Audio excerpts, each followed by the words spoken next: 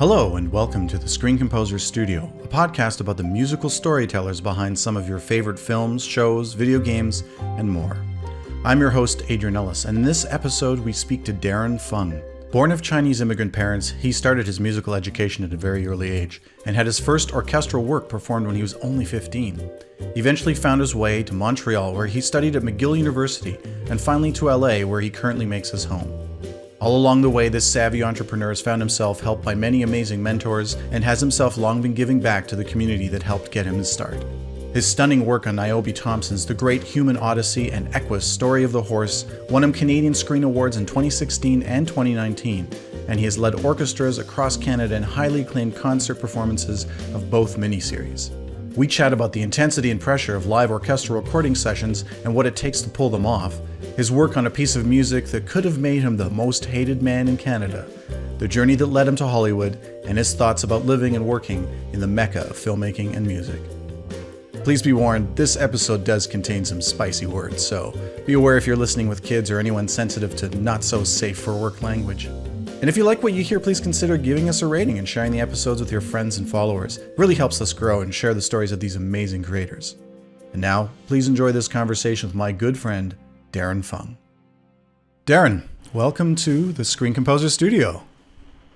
Hey, it's great to be here, Adrian. Thanks for having me. Oh, yeah, my pleasure. I've been looking forward to this talk for a long time because not only is your journey as a composer for the screen very interesting, but you and I have been friends for over a decade, so I've got all the dirt on you.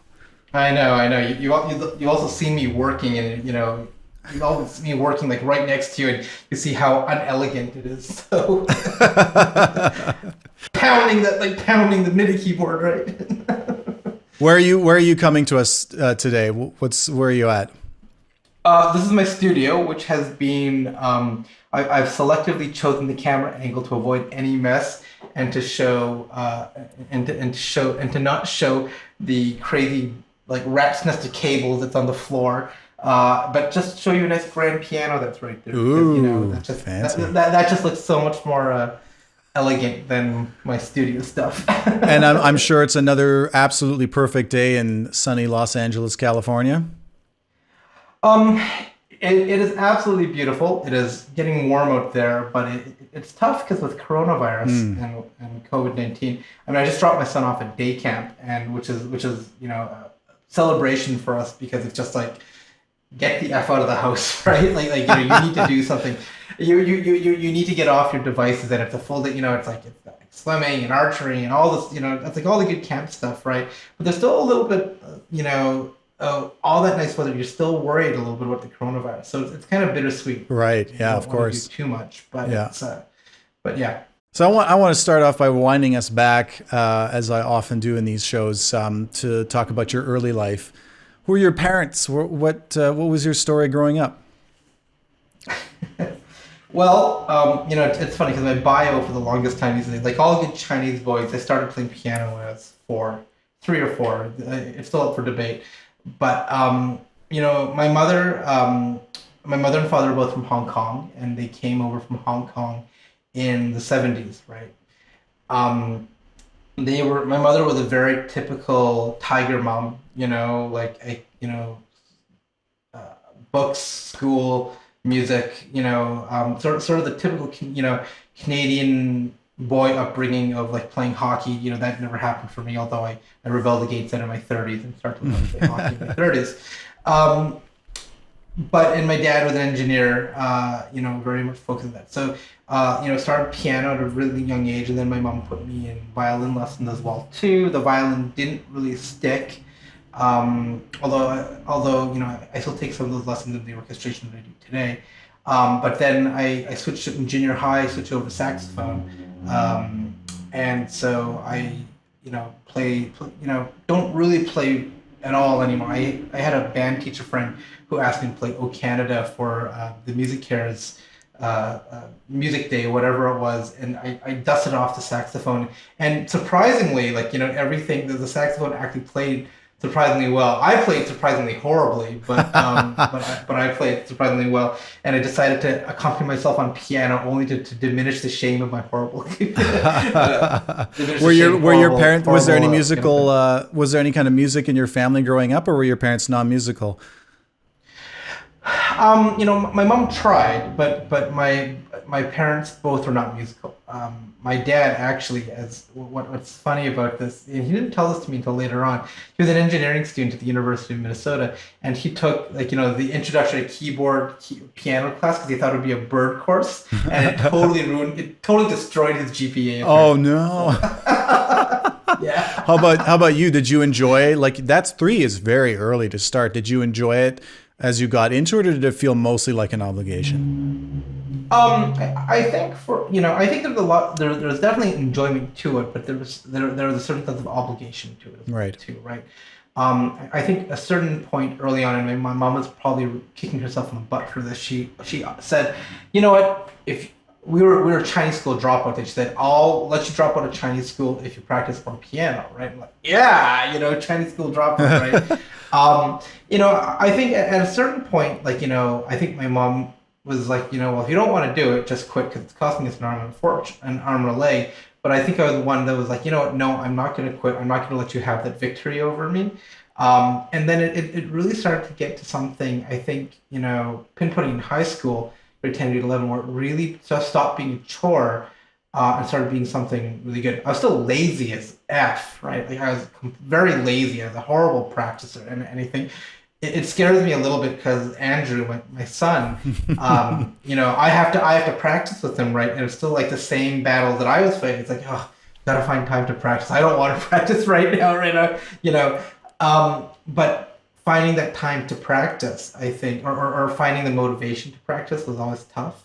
I remember in my grade 12 year, my piano teacher, David Tutt, who I'm still in touch with, just saw him as early as January, actually, when we were workshopping Equus in Edmonton. He looked at me, I think it's maybe 2 months or 3 months before my exam, and I hadn't even learned this whole Mozart, the Mozart sonata that I had to do. And he's just like, Darren, you have to practice, right? And I think it was shame is a really good thing for me. That's a really good motivator. Because I felt so horrible about it that I said, okay, I gotta practice. And I woodshed, right? I sat down and I woodshed the piano, and I did a great exam, and I got a 90 on my ARCT piano exam, which was really cool. And then in high school also, there's saxophone and there's jazz, but there was also the Young Composers Project with the Edmonton Symphony Orchestra. So John Astasio, who, one of Canada's foremost prominent classical composers, right? He was young, he was in his 20s at the time, and he was a composer in residence at the Edmonton Symphony. And so he mentored me through this project called the Young Composers Project. So at 15, I wrote a piece of music for the symphony, for the symphony, right? And it was crazy because I did it all by hand, paper and pen. Like Finale had just started to come out, but it wasn't really something that was in the mainstream yet. And so you're learning how to do all this notation, all the transposition, and all that stuff by hand. And there was something that was really magical, I think, about as a 15-year-old kid. Hearing there's a 60-piece orchestra on stage at the Jubilee Auditorium before the Windsor Center, and just kind of being blown away by it, right? And then there's also something terrifying about just all the questions about all the mistakes in your parts, right? Because it was all done by hand. But at the end of the day, it was just that experience is probably the pivotal thing that steered me into doing what I do today. But that is, you're jumping to something that is a considerable achievement for anyone at any point. Is that first time in front of an orchestra? And what I'd love to know is when did you start composing? When did the first sort of inklings of I want to create my own music? I don't just want to replicate music that exists already. I would say roughly at that time, right? I think that I'd always tinkled around with creating your own little ditties on the piano or whatever like that before that, but I never really focused on notating anything until I actually needed a portfolio to show them for the Young Composers Project, right? And so then I took some time to actually do that notation, right? and I think it was there where there was like, okay, oh wow, like we have to do this, and then um, that's a lie. That's a lie. There's this really horrible pop song that I wrote that like went to the Kiwanis competition. That if anyone ever like digs up a recording with a score to that, like I'll be absolutely terrified and mortified. Right? This is juicy. I'm making a note of that. Oh my yeah. Oh my god. It was, but it was also my first experience of like then getting together like this band and ensemble, and then we like performed it at like the Kiwanis festival, and then went on to the provincial festival, and I won a scholarship and all that sort of stuff. Right? So that sort of stuff was really cool. Is that sort of, you say that's a big pivotal thing for you with Estacio? Was that sort of your first inkling that this could be something you could do for a living? Yeah, it's funny because when I applied to McGill, right, and there's a funny story about that too, which we'll get into. But when I applied to McGill, I thought I knew a lot about jazz piano, and it turned out I knew absolutely jack sh. Can I swear in this? Can I swear in this? Yeah, we'll put a note in front. Go for it. Okay. Because yeah, it turns out I knew shit about jazz piano, right? And it was very evident in my audition. What's funny about my audition was that I took my driver's exam, right? And I passed my driver's exam, and of course my mom said, "That's great, congratulations! Don't touch the car." What does Darren do? Well, he's got a videotape of the audition for McGill, right? So he takes the car, he freaking rear ends 7.5 months pregnant. Oh, I am like losing my crap, right? I am just losing my shit, right? And I didn't know who to call, so I was student union president at my high school at the time, and I called my teacher, Janet Hancock, who said, okay, you need to focus. I'm going to come pick you up. You're going to come over to my house. You're going to have dinner with Dave, and so that, with Janet and Dave Hancock, who ended up being the interim premier of Alberta for a little bit, right? But he's just kind of there to calm me down and just saying, okay, well, here's what the issue with the insurance. Don't worry so much about the insurance and all this stuff. Just you need to focus on this audition, right? I did this audition. I had a friend who had graduated from Grant MacEwan, and he was got together with this trio. We did this thing, but it just turned out that like I knew nothing about jazz piano, and I always thought I'd do this double degree in jazz piano and composition, but I only got accepted in composition and not jazz piano. So that sort of spearheaded me towards the composition side, and that sort of made up my decision for me, which was fine. That was great. And I found that I really excelled at the composition stuff. But when I was at McGill sort of focuses on a very academic sort of composition, like a very avant-garde. Yeah. Like it's the atonalism, and I had never really discovered any of this stuff in high school, right? It was just like kind of beyond me. It's like all of a sudden like, it was the Stockhausen and all this stuff, and I struggled with that in my first and my second year, but then I think I started to embrace it in my third year, and I just really started to try to push the envelope, right? Just trying things like, just really trying to do like, not relying on tonality, relying on trying to use extended techniques. But I think that whatever I did, one of the key tenets of what I was trying to do, that the music had to be accessible, right? I think you can make very good music, like very good like music that is will please the academics, but is also aesthetically pleasing. And that you can actually listen to, right? Like, right. It's not just like like screeches and wrong, and So my third and fourth year, beginning of the fourth year, I was kind of had this very snooty like tonality.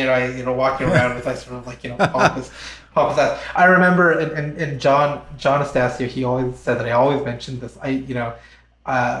He had moved to Calgary for a little bit, and so Gifty and I visited him in Calgary, and I played him like my piece, this 2 piano 2 percussion piece that I did, and he pauses for a second and he goes,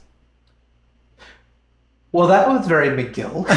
that sounded very McGill, right? Wow. And it was but I think I realized sort of like as I was applying to grad school, I applied to McGill grad school, and I got in, I realized that like, this isn't the kind of academic music that I want to do. Like I don't want to write this kind of music. I want to write music that people like that has melodies. I want to write for orchestra. I want to do all this stuff because that's the stuff I'm good at, right?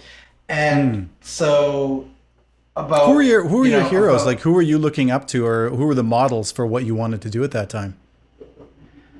I think John Williams was obviously one of Sorry, them. I don't know Uh, that name. Can oh you? oh John who? John who? Um, that's gonna bite me in the ass, I'm sure, right? But also Tan Dune, who had just come off Crouching Tiger, Hidden Dragon. I really enjoyed his stuff. Because I was still trying to latch on to some of the academic stuff, and Tan Dune is very much an art composer who dabbles Yeah. in film music. Right. Whereas I think if I take a look at my career, I do a little bit of concert music, right? But I'm very much a film composer who dabbles into art music, right? So Right. um, where was this going? This was going. You asked me who are my influences. So Tan Dune was a big one. You know, I think I really enjoyed Hans. One of the big scores that I think probably my favorite score is probably the Robin Hood Prince of Thieves score. That was my Oh yeah. favorite. Wow. I was an air cadet as a kid, so I went to band camp as an air cadet. But it was the first time where I actually got challenged playing saxophone, and we were playing this it was like a terrific arrangement of Robin Hood Prince of Thieves. Right? It was really like I still remember this arrangement to this day, and it's just like all these things of just like great melody, great rhythm, excitement, great drama, all this stuff just really grabbed me. And I love that sort of stuff, right? Like Hans's score to The Lion King, like those sort of things really resonated to me as a kid, and just because it sort of found that right balance of sophistication but accessibility.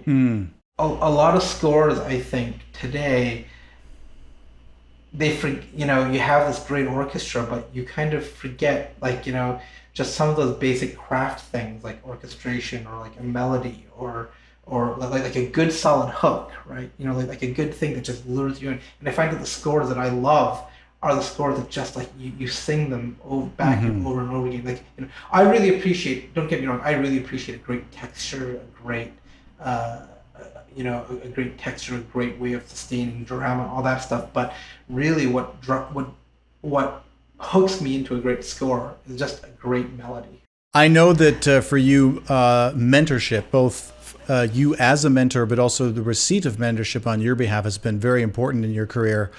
How did you, or who were the people that sort of helped you on that track sort of while you were in and then post McGill to sort of find your way into this new, career that you were moving towards? Yeah.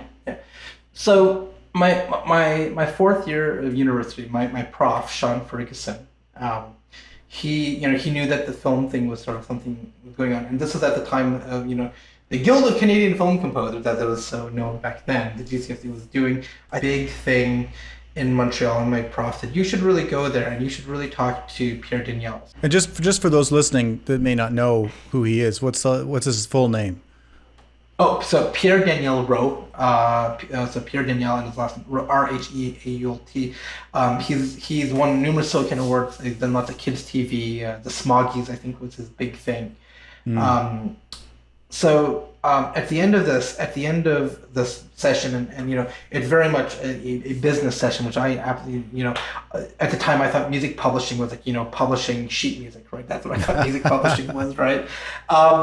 But at the end of this, I just kind of say like, hey, my prof Sean said I should really introduce myself to you, and I'm really interested in following this career path. And so anyway, so I got placed with Pierre Daniel, and he got these short films that had like zero money, right? And we actually we went through the process of scoring these short films, right? And we actually hired like a student orchestra, and he actually paid out of his pocket. I think it was like $50 each musician, something like that. But we actually did that together, and that was sort of my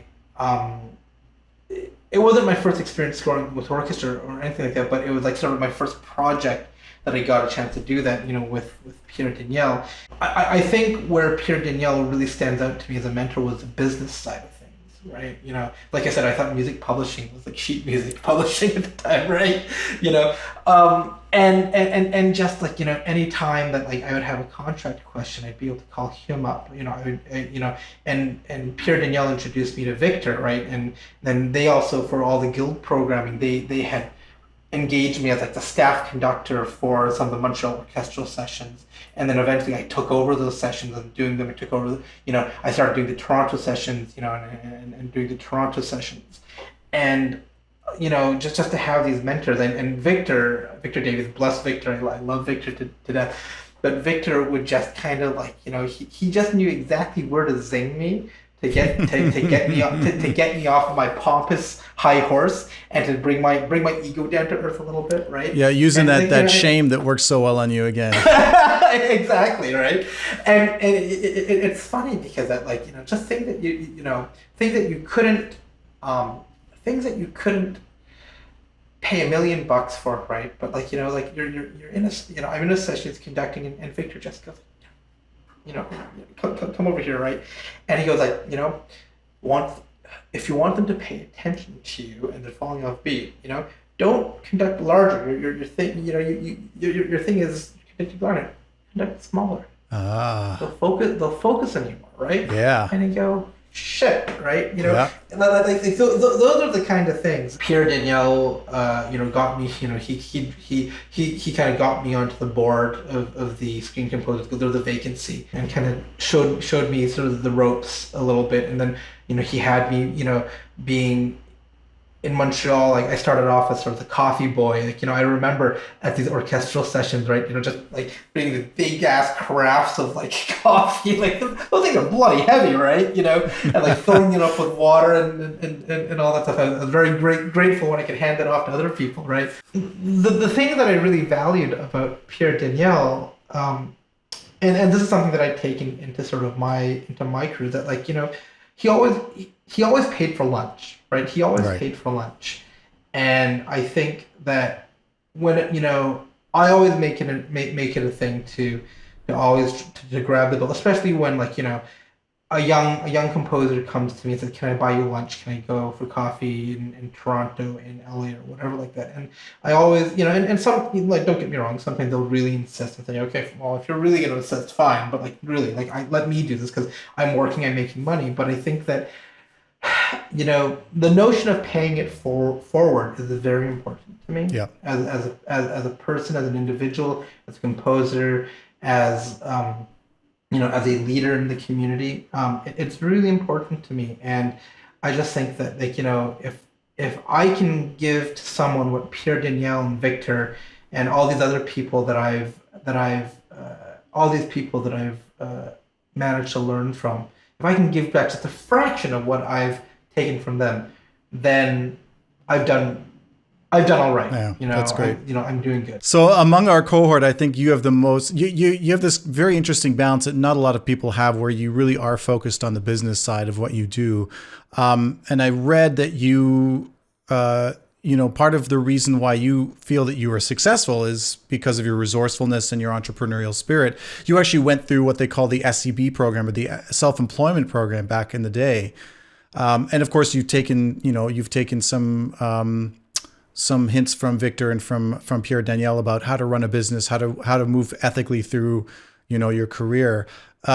What is it mostly about? Like, how has the business side of things? How do you think about that in terms of your composition career? I know, like, you have if I think about the words pizza and beer, you're the first person that comes to mind. I think what it really boils down to, it really boils down to a desire to not starve. It's like this survival mode. I remember Rob Duncan, when I was at the ASCAP workshop, I asked if I could go hang out at a studio and just like sit down and talk. And he said that it was just like, there's one thing that if you have like a day job, right? Like, if you're just kind of working and all your basic needs are met, you're not going to work as hard. You're not going to realize that like this F up is going to cost you a lot, right? But all of a sudden, that when you don't know how you're going to pay your rent the next month and you don't have a job, it just makes you want that gig and want you to keep that money or figure out how to be sufficient, how to be sustainable as a composer. It makes it that much more important, right? And it kind of puts you in the survival mode. And you talk about the self-employment program, right? So the self-employment program, for those of you who don't know, in Quebec at least, you got a small stipend for a year, but that stipend was enough for you to live on, right? And you got healthcare and all that stuff like that. And that what you had to do is you had to write a business plan, and you had to write a business plan to talk about how you're going to make your business work. And you had to do sort of business classes for about a month, which were actually really quite good. It wasn't like going to school for business, right? It wasn't like that, but it was just very basic, like how to market yourself, right? One of the most valuable things was accounting, right? Like just basic bookkeeping, a balance sheet, like how to read a balance sheet, all these three things have to equal up, and those things were incredibly valuable. Frankly, applying for the self-employment program, that's where this is going. Applying for the self-employment program was another way for me to make it sustainable, right? It was another way for me, okay, I'm not making money right now, enough money to hold off to it. But if all of a sudden I'm making $1,200 a month through this program, then that $6,000 I got for that online video game that I'm doing, I can now do that to buy a new Mac Pro instead of paying for my rent, right? And there's the strategy. Now I see it. That's interesting. That's great. So it was just it's purely about sustainability, right? And then finding these things. Yeah. Sorry, being hungry is a requirement in this field for sure. Yeah. So I want to start jumping into some of the projects and some of the interesting stories about what you've worked on and how you did it. So looking at your IMDb and your credits list, you're cutting your teeth in the early 2000s, and you're doing a lot of shorts and some TV movies and here and there. And then along comes a movie in 2007 called Just Buried, and you're working with writer-director Chaz Thorne. Yeah. So there are a couple of interesting stories that come out of this. First of all, I mean, you're talking about your first really big gig and the pressure that you were under. Tell me a little bit about what it was like working with Chaz, how you developed the music and the sound for that, and what some of the challenges were. Yeah. So Just Buried was my second feature film. A film called Summerhood was my first feature film, but Summerhood ended up releasing later than Just Buried. But after I finished Summerhood, I was kind of in this okay, phone's not ringing. What the? And I had recently won an award at the Atlantic Film Festival for best score for this short that I'd done. So on a whim at the last minute, I said, I'm going to go to Halifax. I'm going to go pick up this trophy, right? And it was a crazy trip. But it was a lot of fun, and so a lot it sort of explains why there's a lot of projects that come from the Atlantic region that just continue developing these credits from there, right? And so after I'd finished Summerhood, I started just cold calling people off of the delegates list, because I need a gig, and a gig's not coming to me by just sitting in my butt twiddling my thumbs, right? So one of the guys and this was at the time of before SoundCloud or before Realcrafter or anything like that, where that I sent physical CDs, right? And so I just said hey, dear so and so, I was just going through the AFF list, and I just thought, hey, I just did this film and I would love to send you a reel. Can I send you a reel? And I'm yeah, just happened to be that Chaz was thinking about music that day, right? And lo and behold, he was send me a reel. So I didn't send reel just indiscriminately to people. If they're gonna at least respond back and say, yes, I'll have a reel, and I'll take a reel. And it's hilarious because there's so many people that I meet now who are I think I have a CD of yours somewhere in there. Right? They're the bags that you get. What do we call them? Swag bags. Swag. Thank you. And these I show these reels because it was quite genius. My graphic designer, I said I have no money, I can't go do jewel cases, right, and all this stuff. So we found these white things, and we color photocopied these cigar bands that we just kind of glued on to the thing, and we just and we put a color label on top of the CDs, and it looked actually pretty sharp, right? And we just like everything was very do it yourself, but it didn't look horribly ghetto. But anyway, I sent this over to Chaz, and he really liked it, right? He really liked it, and he was at the time in production of 2 films, one as writer-producer and the other as writer-director-producer. The writer-producer one, they already had a composer for that. But the other film, Just Buried, was Chaz's feature directorial debut, and they had some big name Hollywood producers attached to it, John Watson and Penn Densham. We'd love to have you on board. And I didn't know until after that Chaz really fought really hard to get me on. Because they're like, this kid has done nothing. Like I had literally done nothing, right? Like I'd done one feature film. At least I had that feature film, right? But Chaz was like, no, I want him. I stand by him. And quite frankly, Tom Newman was too expensive for them anyways, right? Another joke that John always used to say. And so Penn and John, I mean, just to give you an idea of sort of their pedigree, they had produced things like Backdraft and Blown Away and Robin Hood, Prince of Thieves, like these early 90s movies, right? And I remember the call. John Watson calls me. I was in Atlanta with Gifty. She was doing my wife was in medical school, and she was doing a rotation at the CDC in Atlanta, and John called. He's like, "Yeah, so I'm just wondering, what do we need to put in for a music editor budget?" And then I just kind of laughed at him and go, like, "John, this is Canada. We can't afford music editors, right?" We spotted the film in person. I flew down to Halifax to do that, and they just said, like, we want something unique. We don't want it to sound like any other score. Like it's a dark comedy. It needs to be quirky. It needs to be funny. It needs to be all. And I'm going like, oh my god, like there's so much bloody pressure. Like we're not locked yet. So just why don't you go and do some thematic stuff and bring it back to us? I'm just like, oh my god. Yeah, the thing that no director ever says to any composer, I want the score to sound like nothing else that's ever come before.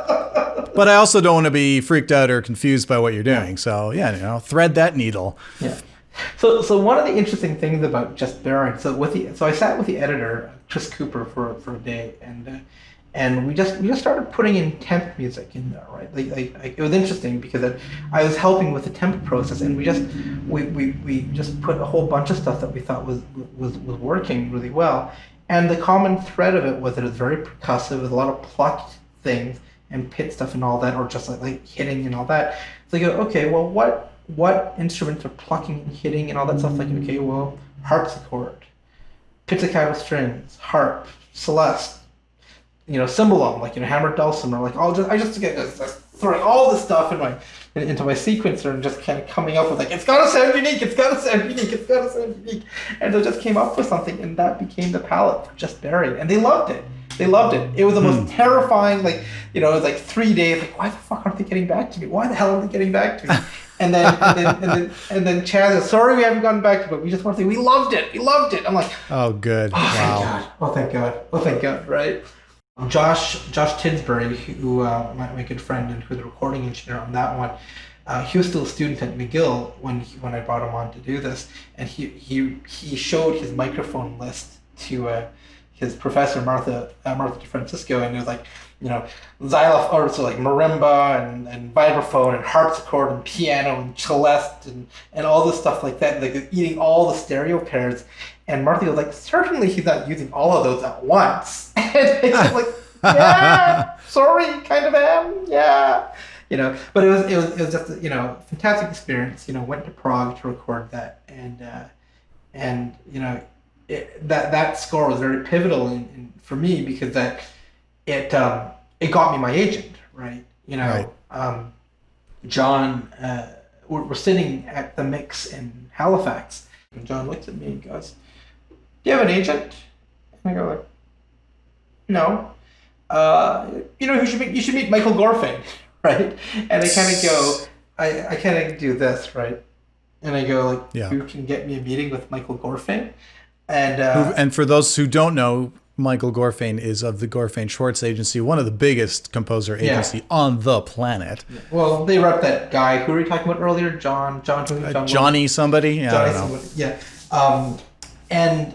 And anyone who knows me, and probably 80% of the people who are listening to this podcast will know me somehow, know that I'll schmooze a brick wall if it'll get me a gig, right?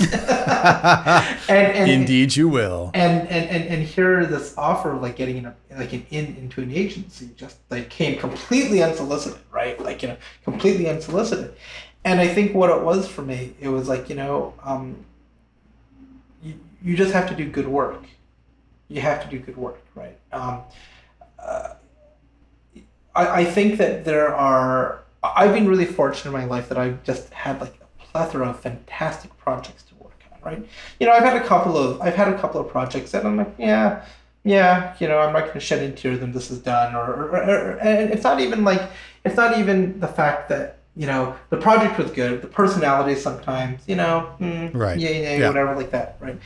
But I think, the one thing that you try to do is you just always try to make sure that whatever it is that you do, if you do good work, people will always speak well about that, right? And that's the best word of mouth that you can get. That's great. So that outgoing call from John that got you the meeting with Gorfain was a good outbound call. Moving on to another gig, you got a very terrifying inbound call at one point where a producer said, "I've got good, bad, and terrifying news. Which would you like first?"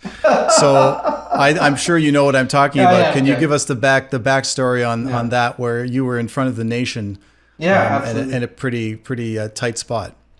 So Josh Tinsbury, who you're talking about in my intro that I brought to Prague with me, he was working at he started working at CTV at the time as one of their mixers, and he also did some work in he mostly actually did work in sort of creative app development, like technology. He could explain it a hell of a lot better than I could, but he was a very talented individual.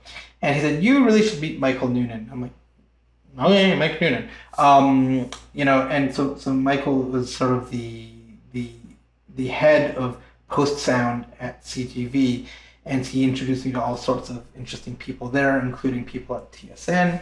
The gentleman there at the time, Eric Neuschwander, just a really good friend, really great producer, but just someone who really looked out for me. And so I sort of got into the rigmarole at TSN for the little featurettes. And this one little featurette for the Vancouver Olympics called Journey to Vancouver, I sort of blew them out of the water because I literally had like no budget, and we did a remote recording overseas again. And we just gave them this orchestral score. And again, it goes back to this whole like blow them away, just like gives them good work speaks really highly. So fast forward, a few months later, they're like, "Okay, we really want to redo the theme to NHL on TSN, right?" I'm like, "Oh, this is cool, right?" And so I had done this. The version that they had was sort of 90s, like electric drums, sort of and so I had given them this sort of dark like gladiator, turned a major into minor, and then like all this kind of weird stuff. There's a sort of like this punk rock sort of thing, and they love and punk rock orchestra thing, and they loved it. And then all of a sudden, I'm on the train coming back from I think it was some sort of guild meeting thing, right? No, it was cultural diversity or something. I was sitting in for Victor, I think, coming back from train from Ottawa to Montreal, and my phone was exploding. It's just like CTV buys right to the Hockey Night in Canada theme song, and I'm going like, fuck. That means like so what I was thinking, that means like they're not going to use my theme anymore. Like they're not going to use this theme. And you just lost your gig. I just lost my gig, right? Like, God damn, right? And then I'm on the train, and then Noosh calls me, and he goes, "I've got good news, bad news, and terrifying news. Which one do you want first?" And I just go like, ah. And he's like, "Well, the bad news is, or wait. The bad news is that we just bought the rights to Hockey Night in Canada, and we don't need your theme.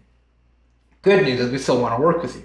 The terrifying news is that we want you to rework the Hockey Night in Canada theme song, right? And so I just kind of go, oh my God. And I'm like, I am this 26-year-old kid, right? And I'm kind of going like, right? And, like at the time, like the spat between CBC and Dolores Claim and, bless her, was very public. Like it was like on the front page of the Globe and Mail. And I'm trying to explain this to my agent, like Maria, the LA person, like, yeah, so I have to redo the theme for Hockey Night in Canada.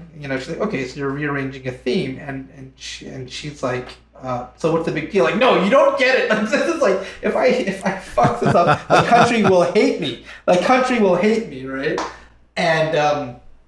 And so anyway, so we it was by far at that time the biggest project that I'd ever worked on.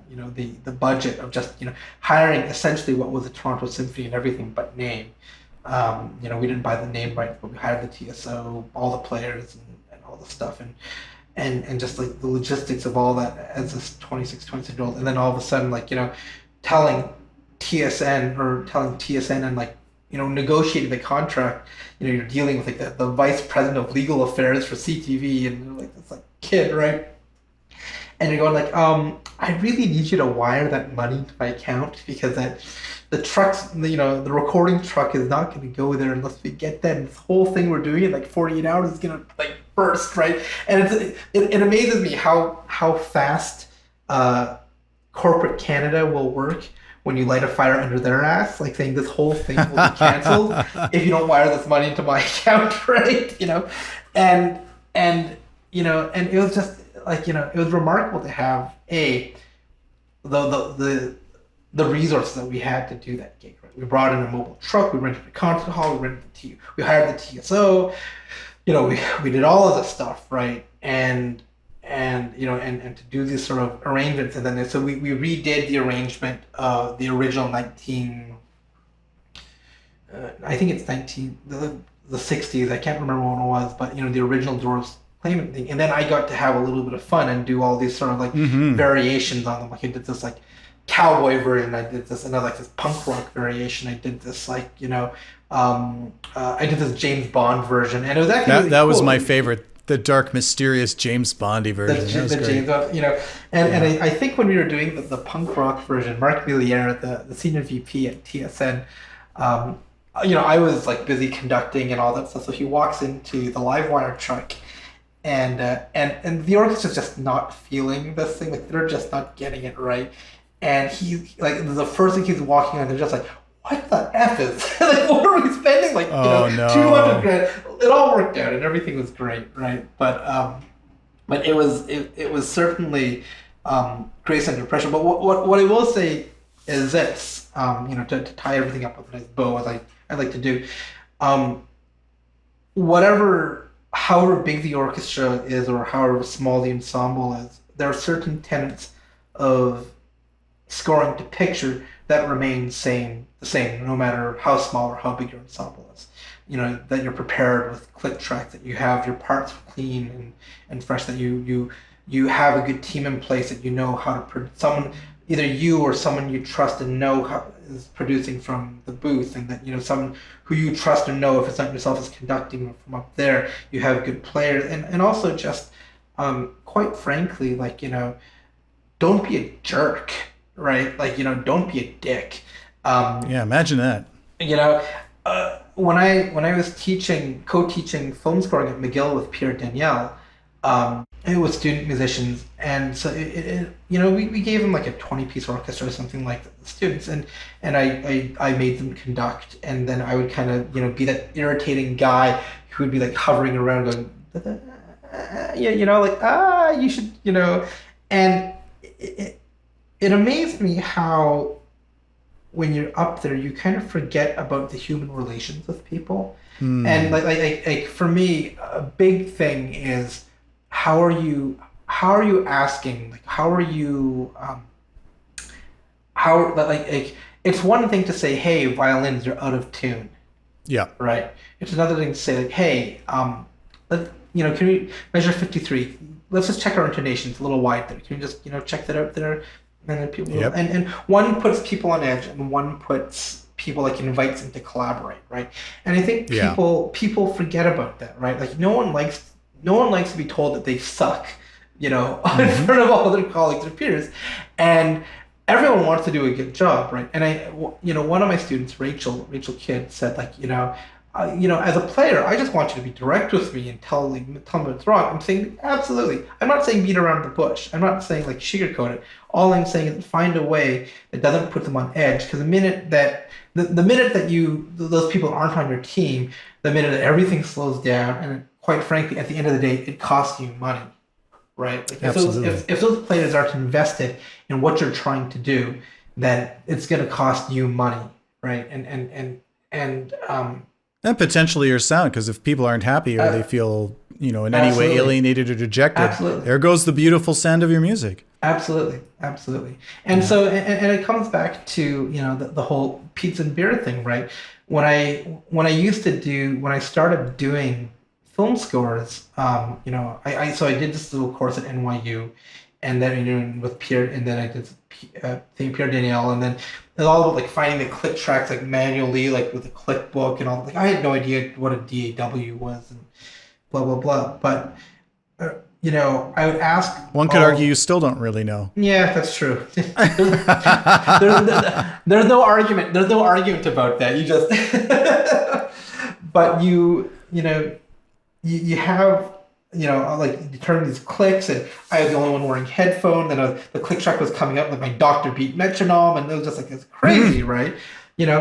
But at the end of the session, and those sessions really taught me, like, when Pro Tools breaks down and you've got 20 people who you've invited to come do this thing, and you're not paying them, right? Yeah. And it's just like the only thing they're doing, is pizza and beer. You learn how to work quickly with an orchestra. Okay, so Pro Tools crashed. Fine, let's just do it without Pro Tools and let's rehearse this. Like the thing of death in a recording session is when people are just sitting there, and then they sit there, they start looking at their phones, they start slouching, they start reading, and they're just not doing anything. Like, that's when people start disengaging. And I think the goal as a conductor and as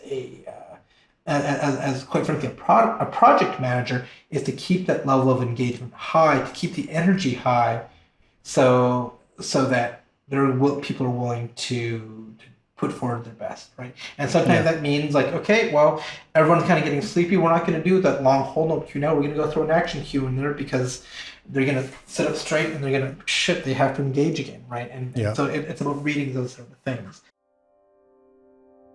This podcast is brought to you by the Screen Composers Guild of Canada, celebrating its 40th year in 2020. The SCGC is a national association of professional music composers and producers for film, television, and media, whose mission includes promoting the music, status, and rights for film, television, and media composers in Canada. Special thanks to the SOCAN Foundation for financial support. For more information on the SCGC, please visit www.screencomposers.ca and follow us online @ScreenComposers. And now, back to our show. And you're a master of it, and I've learned a lot. Pretty much everything I ever do when I work with ensembles is pretty much I've learned from you, I would say. And I've got many documents from watching you and from your workshops and stuff that I always go back to. I wanted to move on and talk about the first time you got to go back to China without your parents for a documentary called The Lost Years. Yeah. Tell me a little bit about that project and what it meant to you. It's funny with all this racial strife that's going on in the U.S. In this job, you don't really get a chance to, as much as I'd like to, celebrate your roots, your cultural roots, your identity. And I think growing up in suburban Edmonton, as you are very well aware of, at the time that we were growing up with. Anyways, suburban Edmonton did not look the way it does now, right? It was very, quite frankly, very white. I think my group of friends in high school, I was maybe, one of a handful of people of color there, and I've never been a flaunt in your face like rah rah I'm Chinese kind of guy, but I've always been very proud of that heritage, and I had always wanted a project that would kind of allow me to explore that, right? And in a sense that the Lost Years score is something that I think is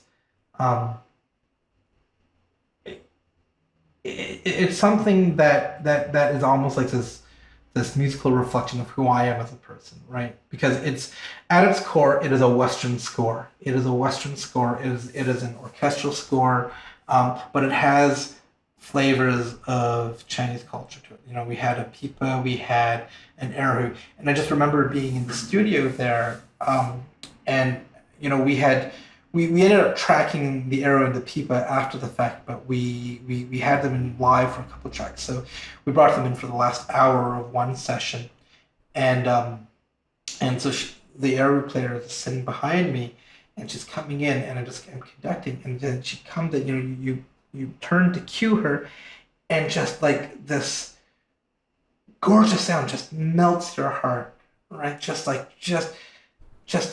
wow, like I get goosebumps thinking of that moment right there and then, because it's just like those are the moments that you live for, right? Like as a film composer, just something where you just go like, fuck, that's so good, right? You know, and so to be able to come back and do that and to kind of craft that sort of, you know,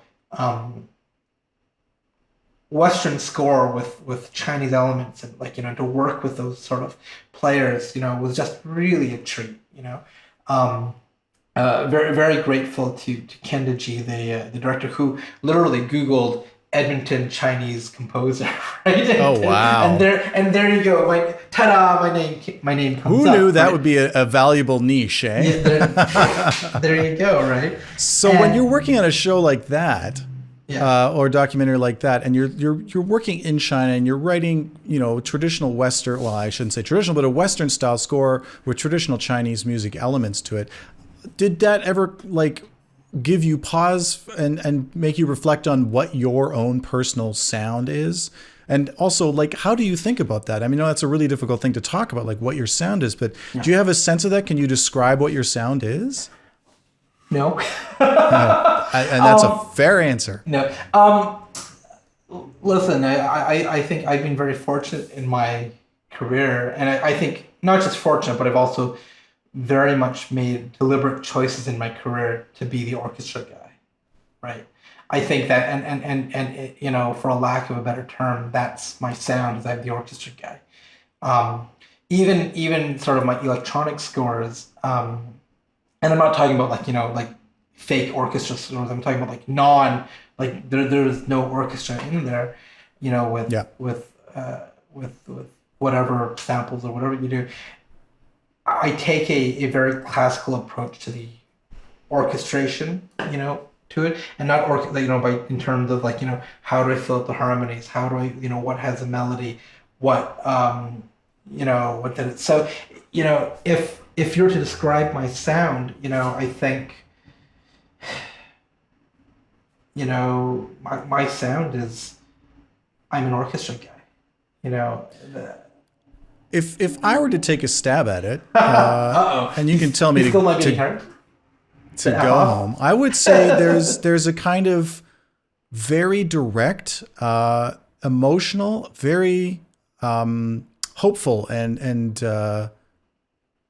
uplifting sound to your music that doesn't, you know, you're never kind of tiptoeing around the fact that you're trying to make something that's just truly beautiful. That would be the sort of way that I would most easily describe. I don't know if that's offensive to you or not. No, not at all. Not at all. Interesting. You know, it's always really interesting having people describe your music, because sometimes it's just, you know, you're like, really? You saw that? Right, of course. You know, but I'll buy that for $1. You can have it for free, but we'll do the $1 just for legal purposes. Yes. Your work with Niobe Thompson has garnered you 2 Canadian Screen Awards, both in 2016 and 2019, and you're also nominated in 2016 for an International Film Music Critics Award. That sounds gosh darned impressive. And those, of course, are for the gigantic in scope in every way possible, both what's on the screen, how it was made, and how you produced the gorgeous music that accompanies the films, The Great Human Odyssey and Equus. How did you begin working with Niobe? How did that relationship start? So with Lost Years that we just discussed, Lost Years, Kenda had a co-director and co-producer, Tom Radford, also based in Edmonton, and Tom and Niobe at the time were production partners, were business partners, and so Niobe one day was in he was in the cutting room, just kind of like saying, "Hey, what's going on here?" And he said, "It's like, oh, okay." I said, "Damn, that music's really good." Like, who the heck did your music, right? And and lo and behold, the connection was made. So we were both nominated for Canadian Screen Award. I was nominated for Lost Years, and he was nominated for The Perfect Runner. We both lost that year. We both lost. But he said, like, "I would love to meet you. I would love to have a drink with you." And so we're at the Westin in Toronto.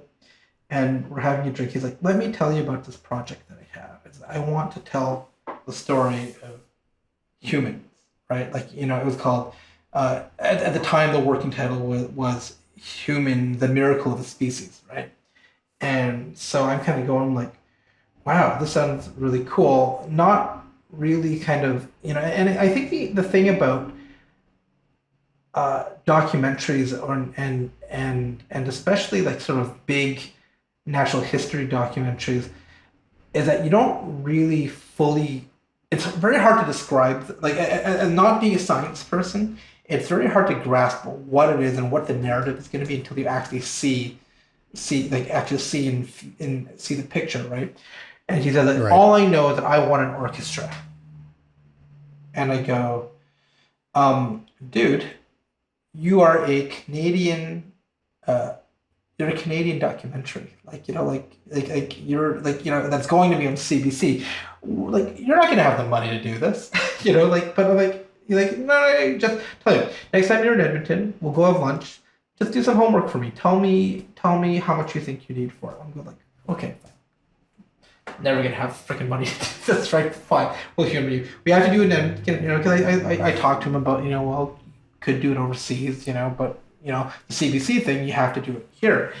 And he's like, just come up with a budget, and then let's just see it for it. So I gave him a number, and I said, you're gonna need at least, and this is not including my fee, like at least 100,000, if not more, 125. And he's like, yeah, that sounds about right. Yeah, and I kind of my jaw dropped, and I kind of got like, you have the money for that, like, and he said, yeah, don't worry about it. Did you feel like, oh, wow, the scope of this, like the vision he has? Yeah. If he's thinking about that, and he's thinking like that in terms of the budget and what he's trying to produce, did you go, this is going to be huge?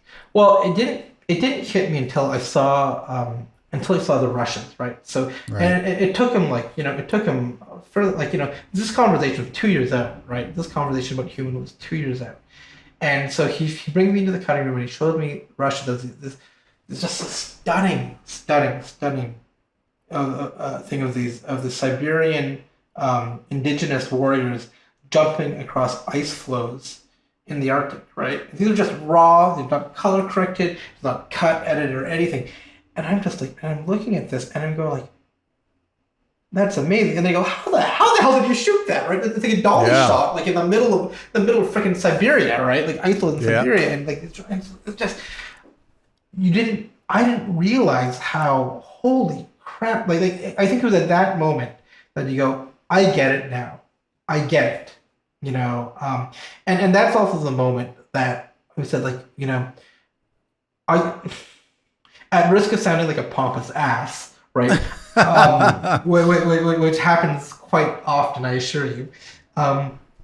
You realize, like, you know what, this is going to be huge. How can we do this? How can we make this into something that's bigger than just a film score? And that's sort of where, right, quite frankly, where the idea of coming up with Human Odyssey in concert and then, Echoes in concert and all this stuff. Because, like, we're investing all of this money into this music, it would be a shame if it dies or not dies, but it only lives in the film and on a soundtrack album, right?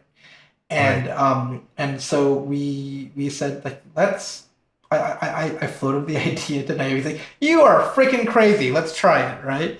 And so we brought in one of my friends, Erica Beatty, who Erica I had met doing when I was working with the Atlantic Film Festival, uh, and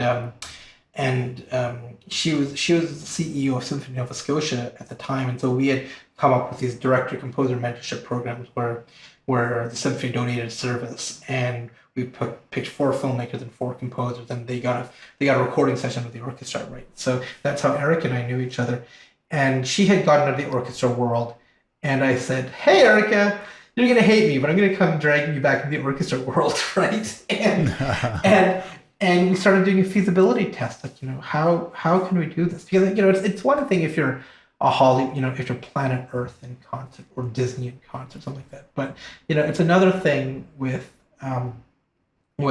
it's another thing when you're just like uh, Great Human Odyssey is fantastic, and Equus is fantastic, but these are small productions in comparison to what the BBC or what Disney is doing, right? So we had done some homework. We figured out what it was, what we needed to do, and we brought in Harrison Lee, who used to be my assistant, but he helped us figure out the technical solutions for everything. And we're still learning a lot about how to do this stuff, right? But just the opportunity to be able to, I mean, I gotta say, like when you do something that's great, um, when you're so proud of the score, and then you get to relive it a second time with an orchestra and a choir, it's just it's unbelievable. Like it's, for a lack of a better term, like it's a composer. It's really a composer's dream come true, right? Like it's just Yeah. like you get to sit there and like you're conducting and you have an orchestra and you have a choir, and like quite frankly, like you're generally tracking a lot of stuff, so you never really experience a full thing all at once, coming at you, and to be able to experience it all at once is just amazing. And so, anyways, that kind of went a long way all around. But back to Human Odyssey, it was a dream project. It was a dream project. Some of my favorite stories about that are you and Niobe and how you work together. And the amazing thing is how that actually comes through in the behind the scenes, because you do have this kind of funny, almost like old married couple way of interacting with one another. One of the things that you mentioned was that Niobe wasn't a big fan of complex melodies. He did like, in the end, you found out he liked melodies, but also he had a certain way of giving you feedback. Yeah. What was that all about? Well, so when we did Human, so Human and Equus were our three episodes, right? And we had roughly about the same time. We had about 7.5 weeks to do the three episodes, right? From spotting session to recording session. And then we took a little time on the end to do post. But um, it took us for Human, it took us 4 weeks to get through episode one, and then 3.5 weeks to get through episodes two and three, right? Wow. And Yeah. and that's because we were still kind of working through our relationship, right? We are still trying to figure this out. Um, and it's funny because Niobe is he knows what he wants, right? He's actually like he's a fantastic collaborator, right? Because everything that you want from a director. You want him to be respectful, but you want him to not be in love with the temp music, but you want him to be able to spill out emotionally what he wants, like to the point like his spotting notes were so detailed we didn't actually have to go through an actual spotting session, right? Oh, wow. To act like just like the notes were just like bang on, right? And so I would give stuff on, and he would say things like, yeah, this sort of sounds like the U.S. Marines invading, like he would like is a pretty pretty yeah, this is I'm trying to like this there's this one part in where we're in the Philippines. He's like, it's just what was the word that he used? I should have looked these up beforehand. But like they were like kind of asshole things to say, but he knew that he could. but he sort of knew that he could kind of, you know, we had that relationship that we could nurture. And I actually joked with it. Oh, one of them, I think, yeah, that sounds like autumn in America, right? I'm like, oh, fuck you. Fuck you, it sounds like autumn in America, right? Like, you know, meanwhile, it's like this, like this is very didn't he tell you had to put your big boy pants on or something to that effect? Like he was really, just like really kind of direct stuff. Yeah. I guess he found that shame button that works with you so well, right? Right on. But I think it all comes back to that. It does. But like he knows how to get the best out of his team, and it's just like, you know, both projects were difficult. Like they were not easy, but also to have someone who has the faith and trust, and quite frankly, where the resources isn't an issue, right? Like, you know, where it's like, you know, I don't need to worry about, like, you know, to give you an idea with Human, I had budget for a 45-minute episode. I had budgeted about 20 minutes of music per episode. About halfway through, about week 4 of 7.5, I go, Niobe, we have a problem here. Episode 1 was 30 minutes of music. And it looks like we're in episode 2, and it looks like it's about to be 30 minutes. Like, you know, we're talking about 50% more music than what I had budgeted for. So we need, and of course, this isn't like you're at a recording studio where you can just book more time the day afterwards, right? You know, this is a concert hall where we are in at the state and we're out at the state. And then you have the union contracts. And he's like, okay, I hear you. I'll call you back. Let me find some more money, right? And you know, he just said, all right, this is what we can do. I pulled money from here, I pulled money from there to do that. And just to have someone that really has that much respect for the music and for the process. It's literally antithetical to most stories that you hear about this kind of stuff where, you know, however much it costs to make the movie, you've got that much money again for the advertising budget. Yeah. And if you ever suggested that maybe the music could need a little bit more massaging or a little help from the budget, there's no way you can find that. It's not going to happen. Yeah.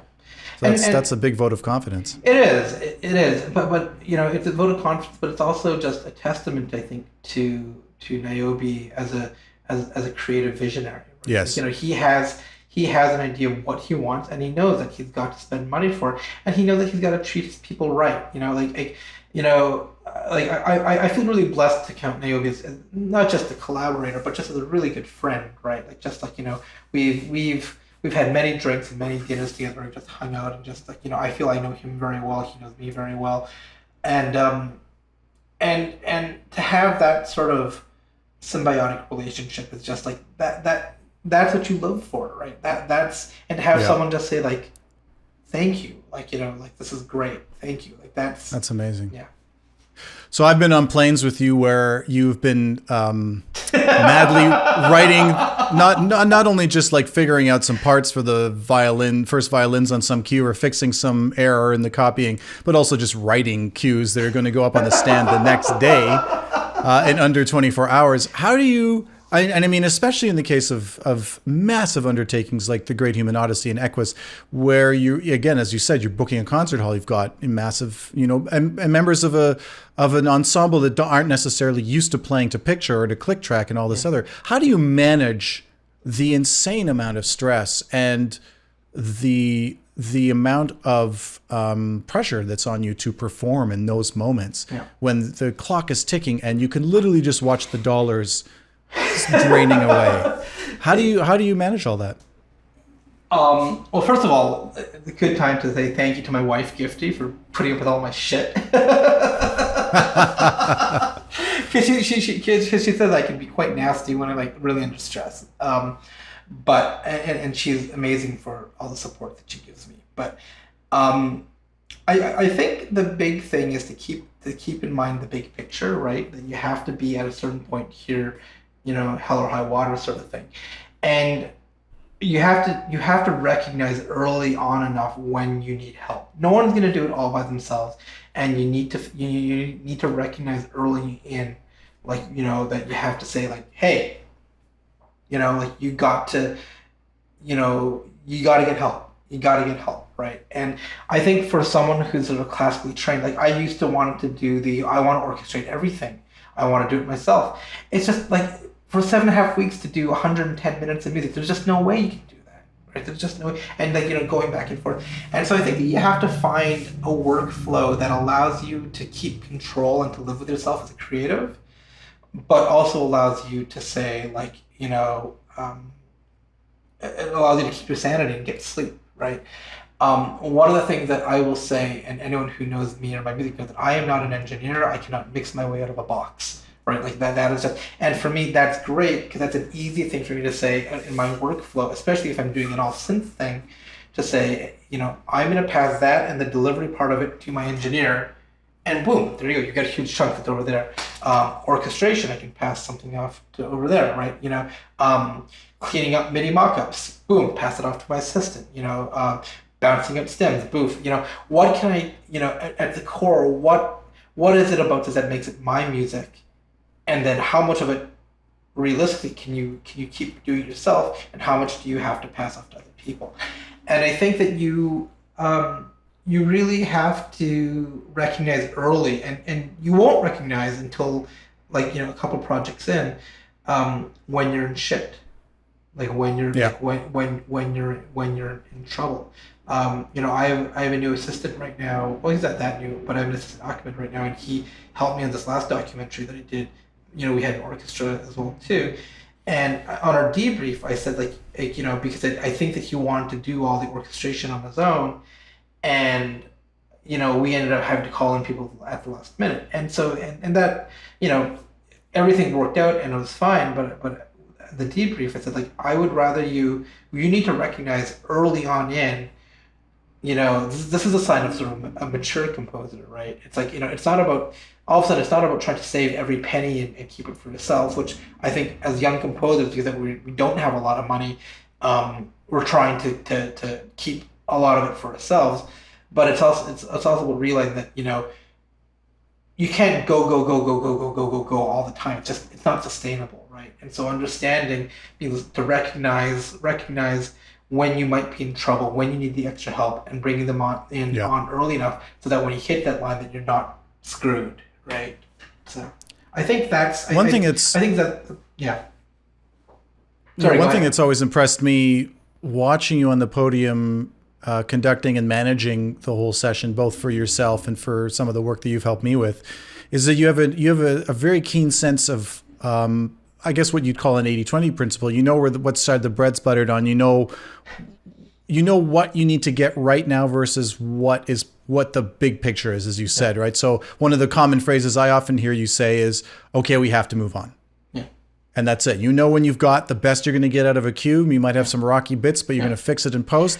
You have, 30 more minutes of score to get to, and you're going to be truly screwed if you don't get 10 minutes of your most prime stuff. Yeah, absolutely. And the other part of that, and what I will say is that, that you also have to have a team that you trust, right? Because quite frankly, sometimes you don't know, right? Sometimes you're like, and you have to have someone in the booth that's like, hey, you got to pick up the pace here a little bit. Like, you have to have people, I think it's not a one-man show, and I think anyone who thinks that they can carry the weight of all that on their shoulders is dead wrong, and they're just going to find themselves in trouble. Like, they're going to find themselves in a position where they're not going to be able to deliver. Like, I think you need to be able to, like very much so, like in the, like, I've seen recording sessions where the composer's conducting, they go back in after every cue to go check, and I'm just like, oh boy, they're losing so much time. It's like, you hired these people to do a job, let them do their job, and trusting it. It kind of goes back a little bit to, when we were talking about working with musicians. I have this philosophy where I've only yelled twice. Like lost my cool twice in a session. And what, I think I apologized immediately after that because I felt so horrible about it. But I think is that, like, if something's wrong, it's not the musician's fault, it's not your team's fault. Ultimately, it's I'm the one who bears responsibility for that, because either I didn't give them the information or the resources they need to do their job. They didn't have the aptitude to do the job, or they didn't have, they just weren't the. I had this much more eloquently in my head before, but I either didn't give them the information, they didn't have the aptitude to do the job, or they didn't have the time or the resources to do the job properly, right? Any of those three, it's not their fault, it's my fault, right? And I sort of think that when I look at going through a process like that, emotions don't get things done faster. You just have to be able to say, all right, I brought you in, I trust you for what you're doing, now help guide me through, because everyone wants to do a good job. Right. No, I don't think anyone goes into the line of work that we want to do just kind of with a very mediocre, with mediocre standards, because you won't survive. So many years ago, you made what many screen composers, dream of doing, which is the big jump to storied Hollywood. So tell me a little bit about that journey. How has it been for you in LA? How do you think about it now? And what's your sort of bigger perspective on it now that you've been there for a number of years? It's tough. It's tough. I won't lie and say that it's wine and roses, because it's not. I think that the bulk of my work is still Canadian, which is frustrating. To be perfectly honest, I expected to be in a different place. Like when I moved here, almost, oh my God, 9 years ago. It's like 9 years ago, almost like July 1st is when I started moving. But so I've been here for 9 years. I honestly thought I would have been in a different spot. I thought like, okay, maybe it might take me a year to kind of get my feet wet, and then I'll be just doing all LA stuff. And the reality of it is that I've been doing mostly Canadian stuff. I think it's twofold. One, coming to a new place, especially like LA. Let me back up. LA is, first of all, like there are so many composers here, right? So many incredibly talented performers. Yes, absolutely. There's a lot of work here. Although my wife says that you wouldn't have guessed so talking to me, but there's there's a lot of work here, but there's a lot of talented people out here. And I think that one of the struggles that I've had is, as a composer who's relatively established in Canada, it was hard for me to kind of eat crow a little bit and go back and do gigs that I would have been doing maybe 5-10 years ago in my career, Right. to reestablish myself. And I think I remember I had a really sobering conversation where I was just like, there was like a year and a half where I wasn't working on anything substantial. And my buddy Will, who's from Toronto, also showrunner, writer, and all that stuff, he said, "Let me take you out for a beer." And he kind of goes, no one, and he deadpanned to me, like he was seriously, no one gives a fuck about your Canadian credits here. No one cares about that. Right. And it was I think deep down inside I knew that, but it was sort of the slap in the face that I needed to kind of get up there and go and like, all right, we'll just be like, like you got to take a couple steps back and start doing that. And I started doing that. Like I started like doing like oh God, like I mean like, not that I won't do a short film, but like, it's just like sort of the level of director, like the level of production that I was looking for was not that.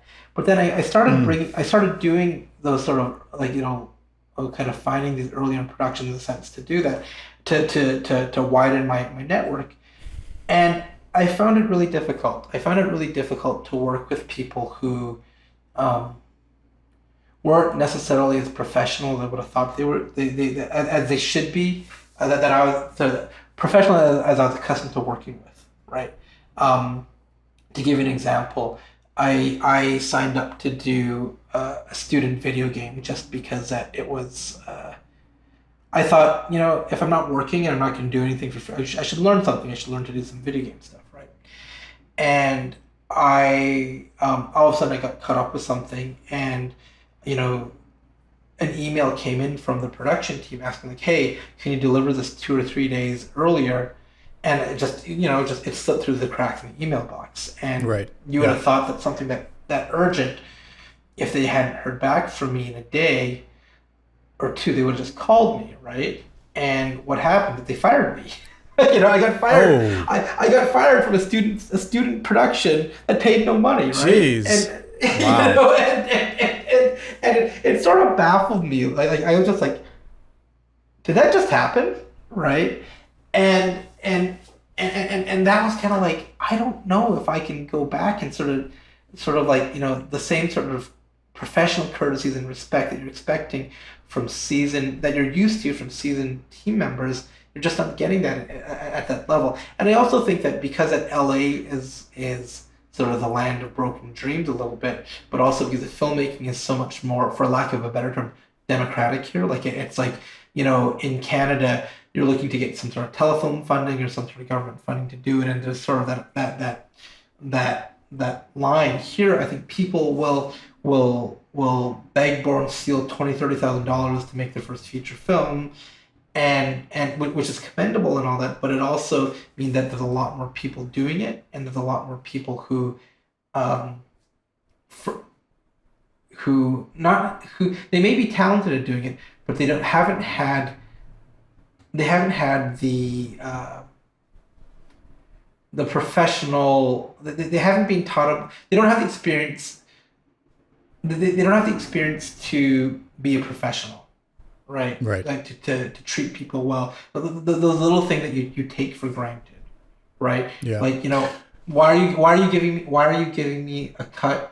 Like, why are you giving me a cut with temp music? Why are you giving me a cut where I can't take the temp music, where the temp music baked down? Why aren't you giving me time coding? It's like, or why are you, why are we even, like, you're not paying me anything. You don't get to keep the copyright on all that stuff. Like, Right. just those sort of battles that you're just like, you don't want to fight, but you end up fighting them. And it sucks a lot of the morale and the energy out of you. So, do you have any recommendations for anyone who's thinking about making the jump to LA? Would you have suggestions on how to go about it and and find more success with it?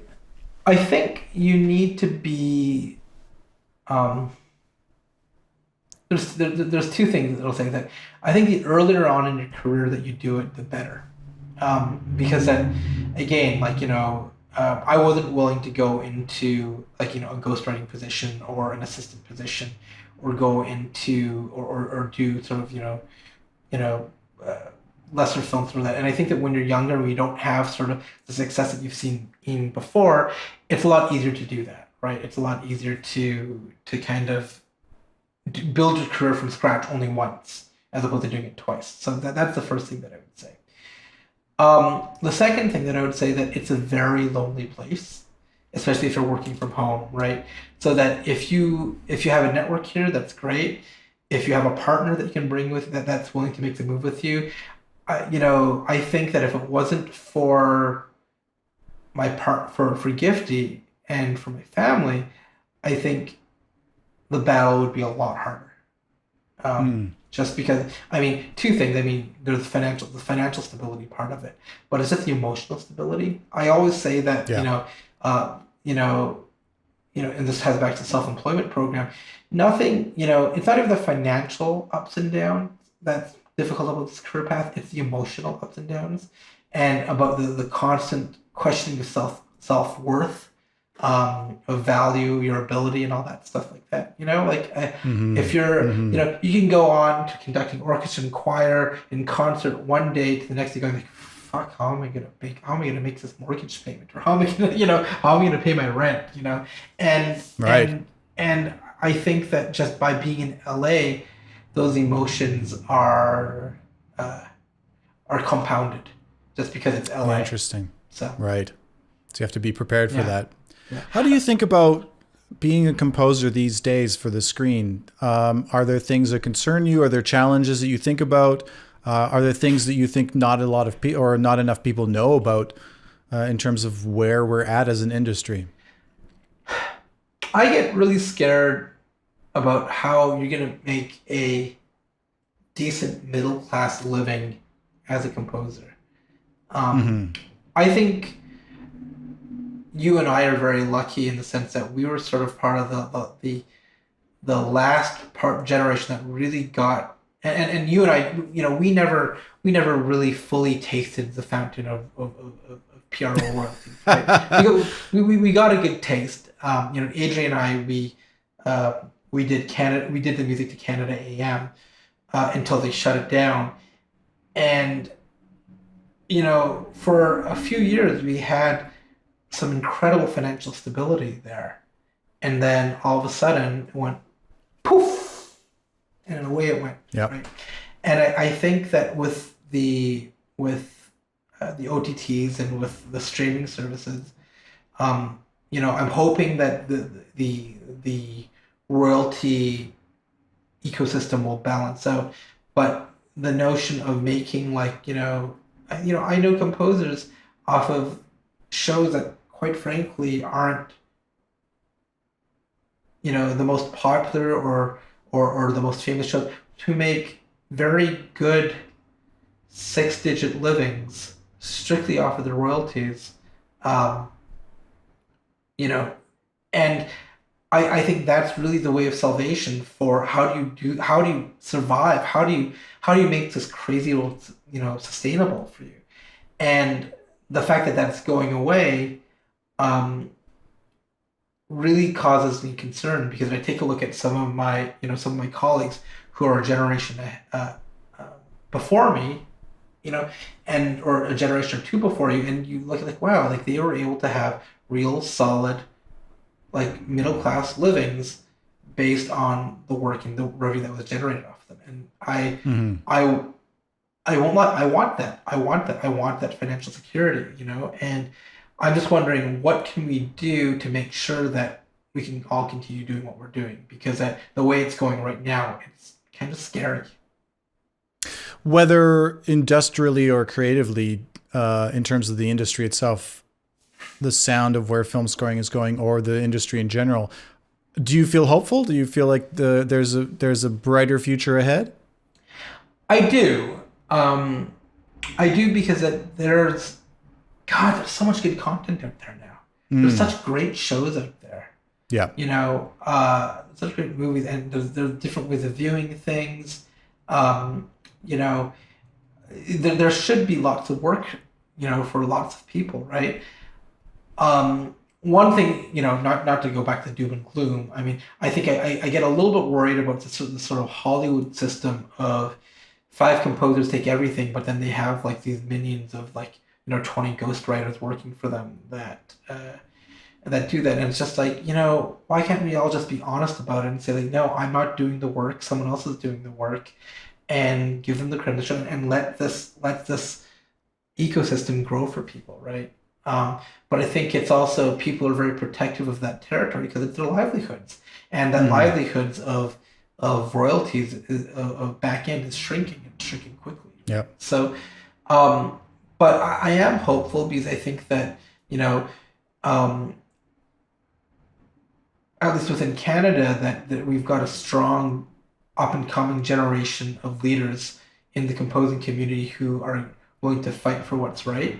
For the longest time, I think I was the only composer under 40 on the board of directors, the Screen Composers Guild, and I'm very happy to say that that's not the case anymore, or quite frankly, under the age of 45. Right. And I think that we've mapped. We haven't completely figured out our what's the word I'm looking for? Our succession plan. Thank you, succession plan. But I don't think it's as big of a question as it was when I was sort of the first young guy to get on the board in a long time. Right. Sorry, you asked a question and I didn't answer it yet. Well, let me put you on a slightly different track. What do you see in scoring these days? And this is purely creatively, that excites you. Where do you think some of the what are the more interesting voices that are coming out right now? What are some of the exciting styles you're hearing? The modular synth stuff I think is really cool. I take a look at some of my colleagues, I'll give Neil Parfit as an example, right? Neil and I have totally different writing styles, right? But I just some of the stuff that he comes up with, that freaking his wall of machine is just so brilliant, right? I'm really impressed with. I think that orchestra is coming back in, which is good for me. Yeah, absolutely. Which is good for me. Um, Do you think we'll ever hear the return of the big melody, like the John Williams style, sweeping, grand? You definitely remember it and are yeah. humming it when you exit the theater. I don't think it's ever really gone. Like it's certainly extinct, but I don't think it's ever gone away. I think that you still have some really good themes. Although now you're gonna ask like, what are your favorite themes that you're like? I'm like, damn it. In all fairness, with two young kids, I don't get to see movies anymore, right? So, but no, I mean, like you take a look at someone like Alexandre Desplat, right? I mean, my son is in love with Secret Life of Pets too, right? And there's some great stuff in there, right? And a lot of the animation stuff, I think, is really fantastic, And Yeah. even Hans, I mean, his melodies are so simple, but so like just when you distill it down to what it is, they're so simple, but they're just so effective, right? Mm. Um, so yeah, I think there absolutely is room in this world, and I don't think it's gone away, and I think that I have hope that there will be people who just want that melody again, right? I mean, it doesn't mean that there's not room for you know um, I you know I don't want to call scores that don't have that thematic thematic grab to you. I don't want to make a judgment value on those. I think that they serve a purpose, but I think that they're more utilitarian than art. And I think that I would love to see the comeback of the art more than the utility, right? Mm. How pretentious does that That's sound? great. How pretentious does that sound? Holy fuck. So, what are you working on right now that's exciting you? It could be a personal project or Yeah, something yeah. you're working on with somebody else. Yep. So right now I'm finishing up. So I did a documentary called A Bee's Diary. We're just kind of reformatting that for a feature version. And then the palette's kind of clean for a little bit. So I've got to make some revisions to Equus in concert. Mm-hmm. Originally those were supposed to be done a week after we did our last sort of thing our big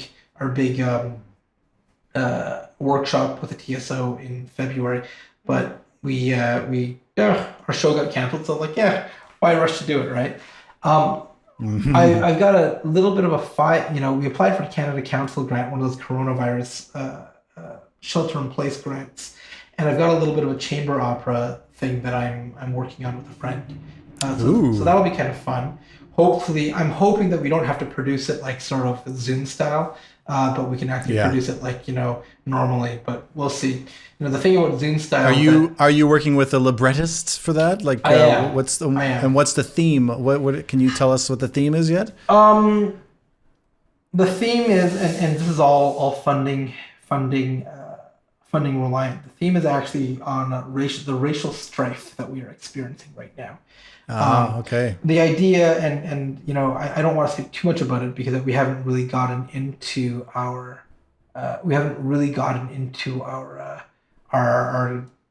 deliberations modes, right? But a Sure. long time ago, I did the Tapestry new opera, the Lib Lab, composed the Librettist Laboratory, and where you basically write a new scene to an opera, like a 3 minute theme to scene to an opera every 2 days. Right? It's fucking mad. It's insane. It's probably one of the hardest things that I've ever done. But film and TV world sets you up pretty well for it. But the idea for this one is it's about a father talking to his son, or having a heated conversation about race relations in Canada, Right. and a black father speaking to his black son about that, and hopefully that'll be a bigger piece. That'll be a smaller piece and a bigger piece. But what's Yep. interesting about that is that I am, my wife is from Ghana. She's African, as you know, and my son, by all definitions, if Obama is a black president, then my son is black, and I've never really seen my son as being black, but we found ourselves confronting these issues with all the racial strife going on, and it's just something that I just said, I'm not doing anything. Let's try to address this on an artistic level, and let's see where we go. That's amazing. It sounds like really interesting, very personal work, obviously, and I look forward to hearing it. Yeah, well, that's good. Fingers crossed about the funding, so we'll see. Absolutely, yeah. As always. Darren, do you have any parting words for our audience? Any asks or suggestions? Jeez. How long have we been going? We've been going on for a while now, haven't we? We've gone long. This is a long format conversation, so it's all good. Write good music. At the end of the day, if you don't write good music, no one's gonna want to hire you, right? So write good music, and know what it is that you're good at. I think for the longest time, I tried to be, try to be a jack of all trades. And some people, I know some composers who are legitimately good at being chameleons and just being like jack, and that's their thing, right? But no one's gonna hire me to do a hip hop score. God help them if they do, But Lord knows we tried. That shall never find the light of day. I'm assuming. Yeah. But know what you're good at and celebrate that. And it's really, I think it's really hard to say that when you're struggling to get a gig or the next gig. You're just so hungry that you'll do anything to get anything, right? And I think it's just know what you're good at. Be humble. Be a good person. Don't be a jackass. There are things that have happened in my career that I've been really grateful for good people, and I've also been really upset by people who've been jerks. And I just think at the end of the day, I feel like I've been really lucky to get where I've been in my career because generally I've been a good person. I can be an asshole sometimes, but but well, Darren, you've certainly been very good to me over the years. I consider you one of my most beloved mentors, and I owe you a special thanks for turning me onto this work, because 11 years ago, just before you headed to LA, you passed the torch of moderating panels over to me because you were doing that. At the time, and wonderfully so. And that was something I never thought of doing. It never occurred to me that would be something I would either like to do or be good at. And here we are, 11 or 9 years or however much later. And so, yeah, I owe you a debt of gratitude for that.